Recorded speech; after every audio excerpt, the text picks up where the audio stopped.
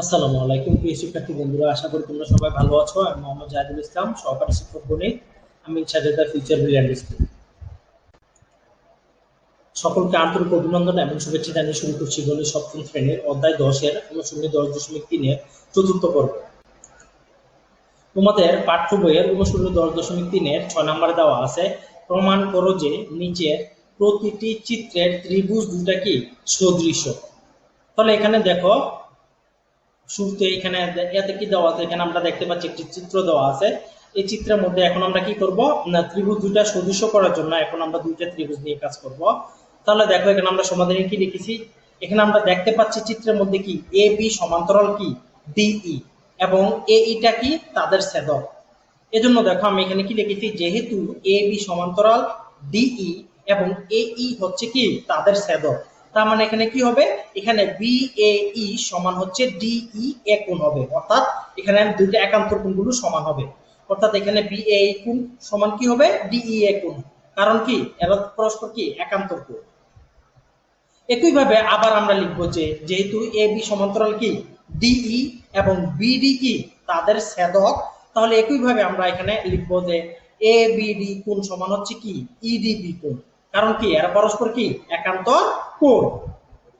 তাহলে একইভাবে এখন আমরা কি লিখতে পারি, এখন আমরা এখানে আরেকটা কোণ পাচ্ছি, সেটা কি বিসিএ কোণ সমান হচ্ছে ইসিডি কোণ। সেটা আমরা লিখতে পারি। কেন লিখতে পারি, আমরা যেহেতু এই দুইটাই কি বিপরীত কোণ, এজন্য দেখো আমরা সাইড নোটে লিখেছি বিপরীত কোণ।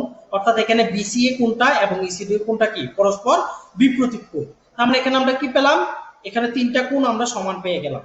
তার মানে এখানে আমরা কি বলতে পারি যে ত্রিভুজ এবিসি এবং ত্রিভুজ সিডি এর সকল কোণ কি পরস্পর সমান। যেহেতু এখানে তিনটা কোণই পরস্পর সমান, তাহলে এখানে আমরা কি বলতে পারি যে এবিসি ত্রিভুজ এবং সিডি ত্রিভুজ কি সদৃশ।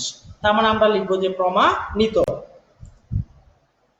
তারপর দেখো বিতে দেওয়া আছে আরেকটি চিত্র।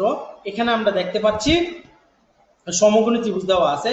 তাহলে এখানে আমরা যদি প্রথমে WTX এবং PTL এই দুটো সমকোণী ত্রিভুজ নিয়ে কাজ করি, তাহলে এখানে আমরা দুটো সমকোণী ত্রিভুজের মধ্যে কি দেখতে পাচ্ছি, আমরা দেখতে পাচ্ছি যে WTX এবং PTL সমকোণী ত্রিভুজের মধ্যে TWX সমান কি TPL কোণ সমান কি 90 ডিগ্রি। কারণ এখানে যেহেতু TWX সমানও 90 ডিগ্রি এবং TPL সমানও কি 90 ডিগ্রি, তার মানে আমরা লিখতে পারি যে TWX সমান হচ্ছে কি TPL কোণ সমান হচ্ছে 90 ডিগ্রি।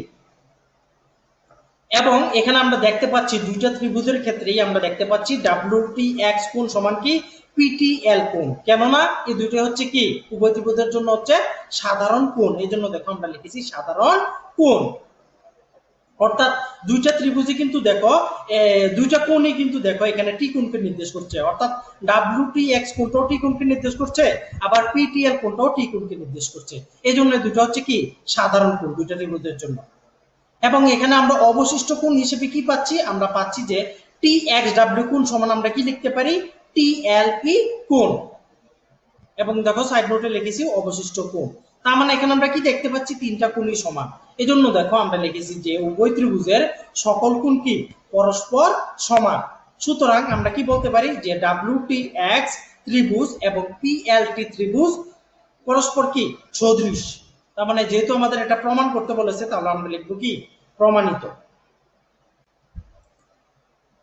আশা করি তোমরা আমার লেকচারটা খুব ভালোভাবে বুঝতে পেরেছো। আজ তাহলে এ পর্যন্ত বন্ধুরা, পরবর্তী ভিডিও দেখার আমন্ত্রণ জানিয়ে আজকের মতো এখানে বিদায় নিচ্ছি।